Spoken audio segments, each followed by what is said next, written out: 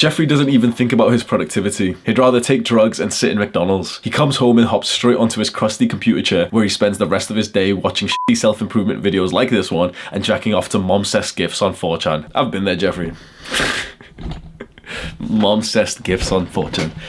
Classic, bro. Younger Hamza wanted to be more productive. He really did. He really wanted to improve. He just didn't get round to it. He kept on researching all of the higher level productivity tactics, but he didn't realize that he had to start from the ground up. He just needed to get the ball rolling with some simple tricks. Adonis remains productive, even amongst the distractions of the modern world. He doesn't allow his focus to waver. You must have watched so many productivity videos and there's so many different tactics, but a bunch of them just aren't really useful to certain people. Fucking Pomodoro tactics, shut up, bro. 25 minutes and then a 5-minute rest break, shut up. Download the Forest app and you can plant a tree, and if you go off the app and the tree dies, bro. I'm not paying for the app, bro. What the f***? You think I can afford that shit? And so I've watched Matt Diavella before he had biceps, and Ali Abdul before he became a Gymshark athlete. And you know what? It didn't help. I'd be sat there flicking through their videos like, please just teach me how to get started because I fucking hate my life right now. Just tell me like a quick and easy tactic so I can get started right now. And usually I would tell you that quick and easy tactics and tricks are for pussies. They are. I was a pussy then. I needed a small advantage to get the ball rolling. And it's so depressing when you want to be productive, you want to do more work, you've got assignments and maybe you want to start a business or a side hustle, or you're in school and you just don't seem to get round to it, and it just starts like compounding in your mind like, oh, you know, we're getting close to the deadline, it's been so long since you've been delaying that task. I had that feeling so often in university, and after I graduated from university and I ended up working some shitty jobs, I wanted to go down the entrepreneur route instead, and that was so difficult to get myself to be productive. I'd wake up and go to the gym, like that's like the one consistent thing that I've done for so many years. Like I'll go to the gym first thing in the morning, but after that I'd come home, sit down, ready to, you know, be productive and do something, and before I know it, it's been 2 hours that I've been watching productivity videos on YouTube. I wanted to work on like the entrepreneurial business projects that I had. Like I was learning how to dropship, I was writing ebooks, I was learning how to code, but I just end up watching productivity videos instead of being productive. And oh look, it's 1 p.m. You know what that means, bro? It's time to get the fucking crack pipe out. I'm not like these other YouTubers, bro. I'm a crackhead with a camera. But let me not waste any more of your time. You've already bumped up my YouTube analytics data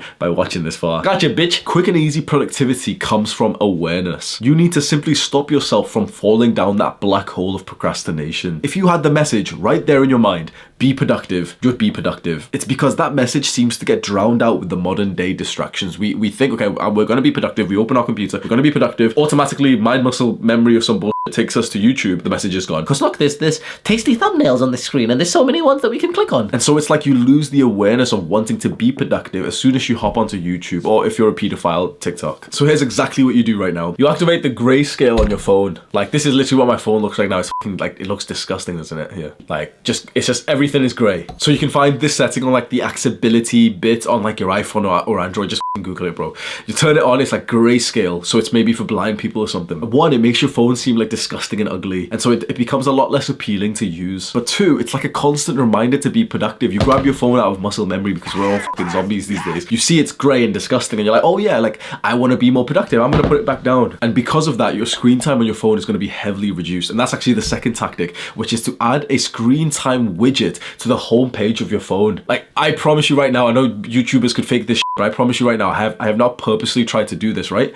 Look at the time. It's 2:30 p.m. Look at my screen time.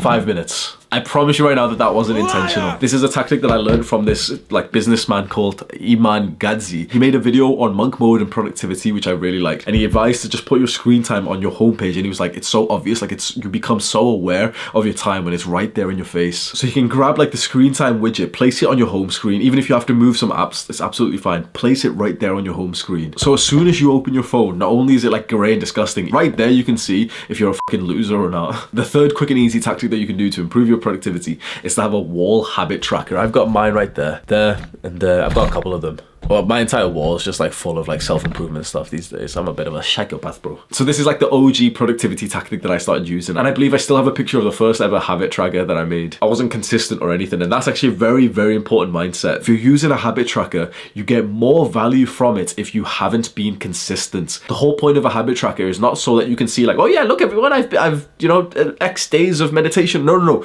Like you get benefits of the habit tracker if you've missed days because it makes you feel weird. It's right there, right in front of you that you miss like 7 days in a row, keep it up there. Don't destroy the habit tracker. Don't hide it away.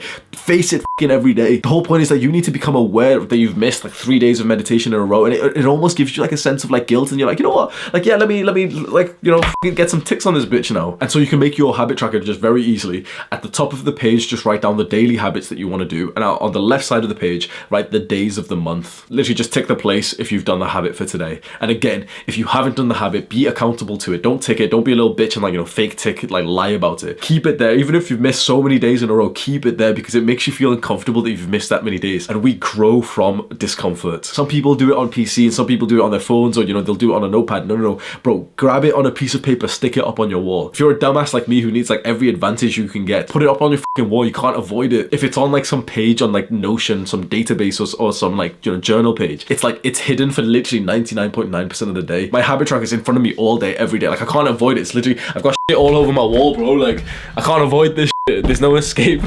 And if you're gonna make that wall habit tracker, it becomes supercharged by the next productivity tactic, which is to write down a nightly task list. This is actually the first productivity tactic I ever used, and I still have it on my phone.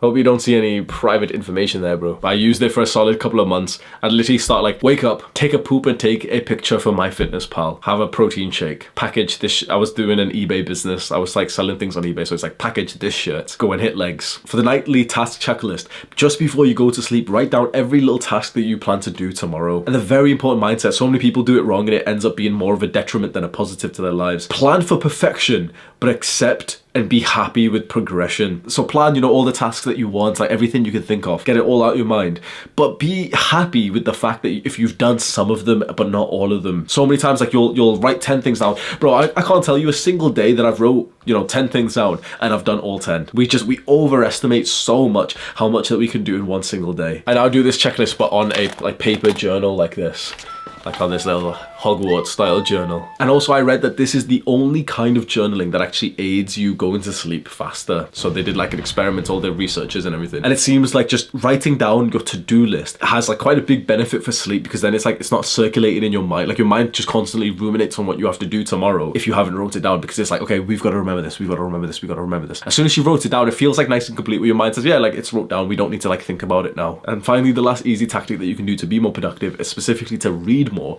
is to simply just buy a Amazon Kindle instead of reading the physical books. The moment that you buy an actual Kindle device, you automatically will start reading more. It makes it so much more convenient to read. And you can buy them cheap on eBay, pre-owned. Like if you don't have much money, go onto eBay, search for like one of the older Kindles, like Kindle Paperwhite 6 is literally like 30-40 pounds on eBay. Just buy one of them. When you buy books from Amazon on Kindle, it's cheaper than when you'd buy them like just, you know, the real physical covers anyway. So you save money in the long run. And when you have a Kindle, it's so much more comfortable to read. Like you can literally hold this in one hand, you can like drink tea and do something else. When you've got like a big bulky book and you want to like lie down, it's just fucking awkward to do it. So you end up just reading a lot more, and you actually like want to read when you've like invested a little bit of money into a device like this. And finally, if you want a high level productivity tactic, I made a Skillshare class on deep work. Deep work is like a superpower skill for students and entrepreneurs. I've linked the class in the description. You can get a free trial. You don't get charged anything. You can even cancel the free trial, and you can watch it on Skillshare. Do the hard work, especially when you don't feel like it. Mwah.